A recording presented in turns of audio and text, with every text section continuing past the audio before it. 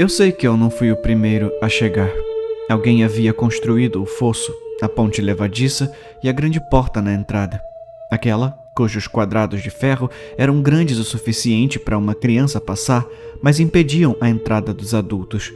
A catedral era menor quando chegamos. Elliot ainda não tinha construído as escadas em caracol que levavam aos andares superiores, e as lindas e assustadoras tapeçarias de Naomi só enfeitariam as paredes quando estivéssemos todos quase na quarta série. É claro que a maior parte do nosso material de construção foi usada em nossos próprios quartos privados. Eu não conhecia as outras crianças na vida real, embora acreditasse que eram reais.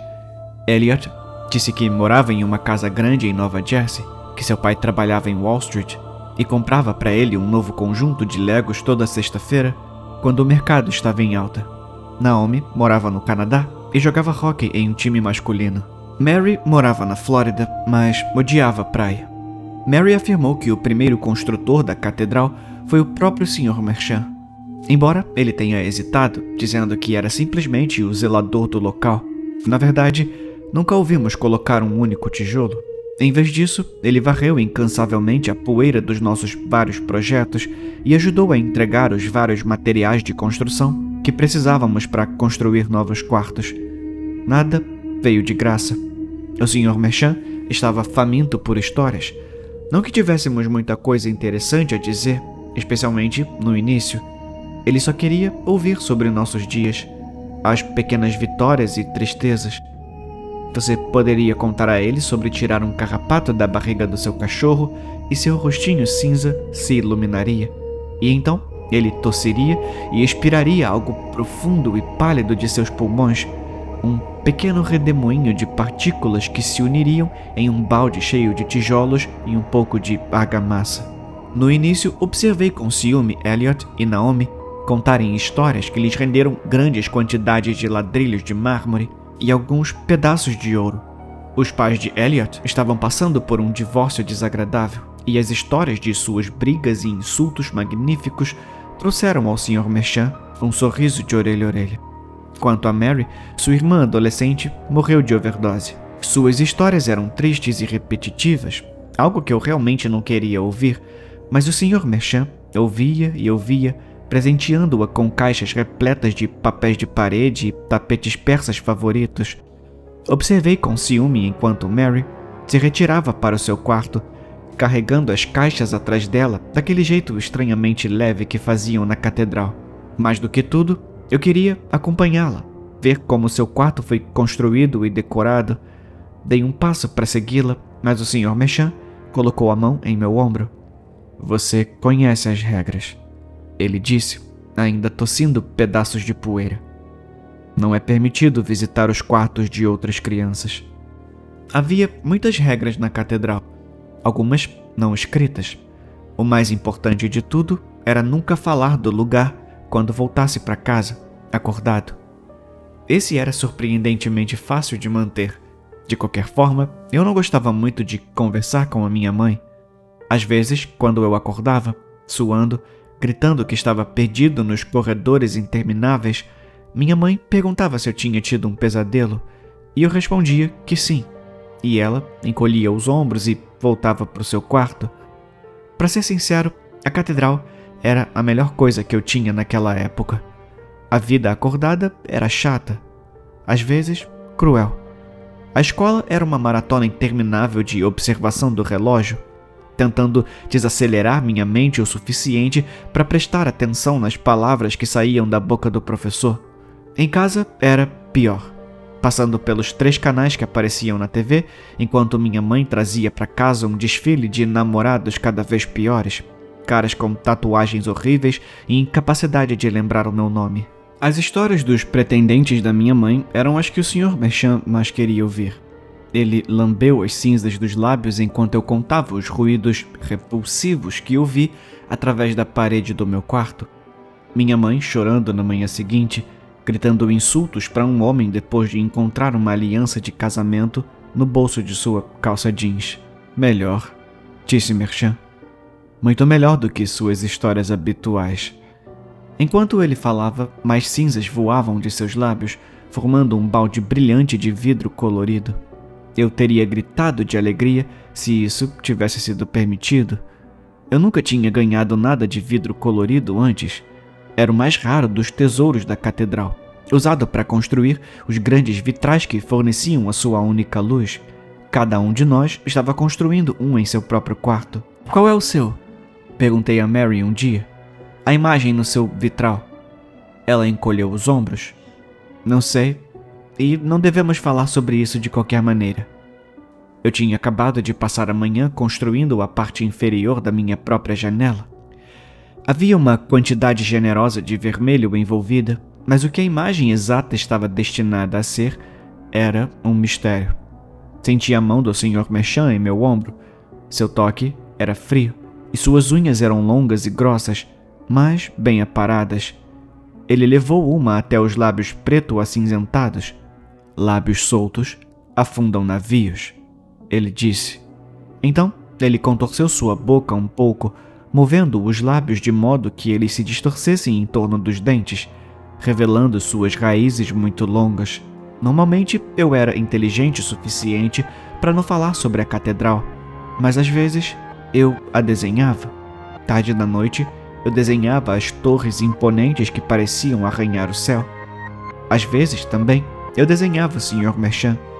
Eu não era um grande artista, então precisei de muitas tentativas, mas finalmente consegui capturar a maneira como suas pupilas se erguiam nas bordas, como os olhos de um gato. No meu melhor desenho, o Sr. Merchant estava sobre dois corpos flutuando em um lago fervente. As duas pessoas estão gritando, enquanto o Sr. Merchant olha para elas com alegria. Não era muito difícil identificá-las. Minha mãe e seu último namorado, Tim. Eram caricaturais e exageradas, mas a essência estava lá, e as tatuagens estavam nos lugares certos. Que porra é essa?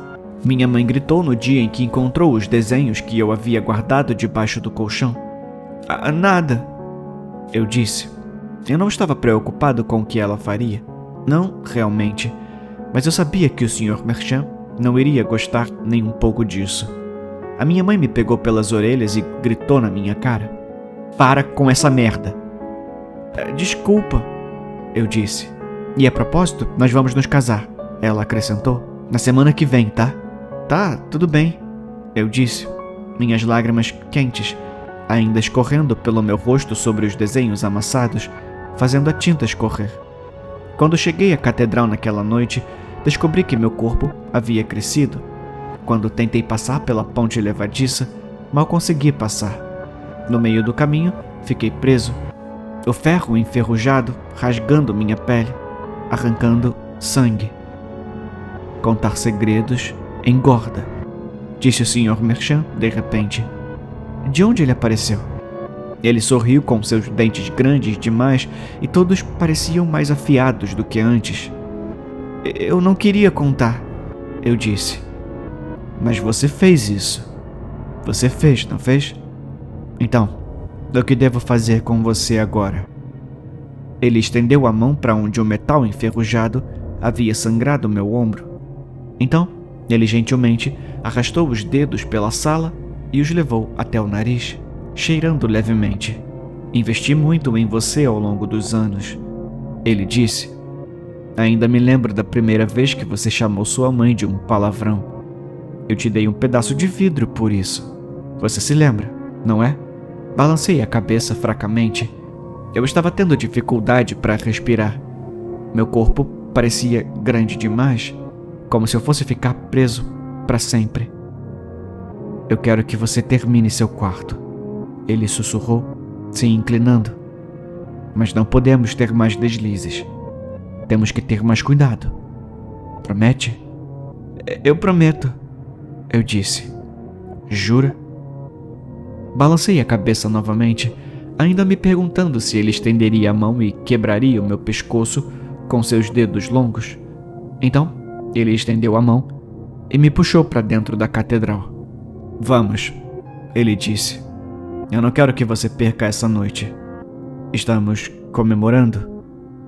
Dentro da catedral, encontrei Mary e Naomi, de pé na sala central, onde um pequeno banquete foi preparado. A comida era toda um pouco estranha, como pizzas feitas de pão encharcado e sorvete, e frutas em formato de maçã com gosto de manteiga. Era como se tudo tivesse sido feito por alguém que só tivesse visto fotos de comida, mas nunca as tivesse comido. "Onde é que está o Elliot?" perguntei. "O trabalho de Elliot está concluído", anunciou o Sr. Merchant com um floreio. "O quarto dele está completo. E porque hoje é um dia de festa, permitirei que todos vocês, pelo menos uma vez, o visitem e vejam sua obra."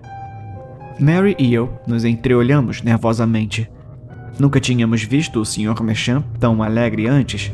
Então, como um baterista à frente de uma banda marcial, ele seguiu pelo corredor em direção ao quarto de Elliot, abrindo a porta com um aceno de mão. Entramos e engasgamos. Lá dentro, encontramos uma sala exuberante com um carpete grosso e tufado e móveis de mogno. Tudo cheirava a tabaco de baunilha. Poderia ter sido lindo se não fosse pelo vitral, que se estendia por quase 30 metros de altura. Na janela, um menino dirigia um carro na beira de um penhasco à beira-mar. Sua expressão se contorcia de raiva. Ao seu redor, o céu parecia estar em chamas, mas o oceano que o esperava abaixo era negro e cheio de braços, todos se esticando para arrastá-lo para baixo. Lembrei-me dos primeiros dias de Elliot na catedral, sussurrando histórias para o Sr. Merchant em troca de carrinhos e mais carrinhos de vidro preto. Agora, sabíamos o que ele estava construindo. "O que eu mais adoro nesse aqui são os pequenos detalhes", disse o Sr. Merchant. "Veja o baú, por exemplo. Olhe com atenção e você verá uma pequena faixa vermelha descendo pela lateral. Isso deveria ser sangue. Elliot não foi o nosso melhor artista, mas acertou em alguns detalhes. Senti um buraco no estômago. Eu queria vomitar." Não fique assim", disse o Sr. Merchant. "Acontece que eu sei um pequeno segredo. Aquele corpo no baú pertencia ao pai de Elliot. E sim, claro, você conhece a pequena história legal sobre Legos todas as sextas-feiras, quando o mercado estava bom. Mas você já parou para se perguntar o que acontecia quando o mercado estava ruim? Você ouviu falar da noite em que o papai chegou em casa bêbado e tropeçando e procurando a menor desculpa para jogar um garotinho contra a parede? Não. Elliot guardou essas histórias para mim. Foi assim que construímos essa obra-prima." Ele apontou para o vitral em toda a sua glória brilhante. Eu tive que admitir que havia beleza nisso, apesar do tema. "Onde é que está o Elliot?" perguntou Naomi, com a voz ligeiramente trêmula. "Seu trabalho está feito", disse o Sr. Merchant alegremente. "Ele está aposentado. Fácil e alegre. Não há mais dor. Parece bom", disse Mary, embora não tenha sorrido. Meu estômago estava embrulhado. Me afastei da imagem e comecei a andar pelo corredor, me afastando dali. E ainda me pergunto o que eu estava construindo.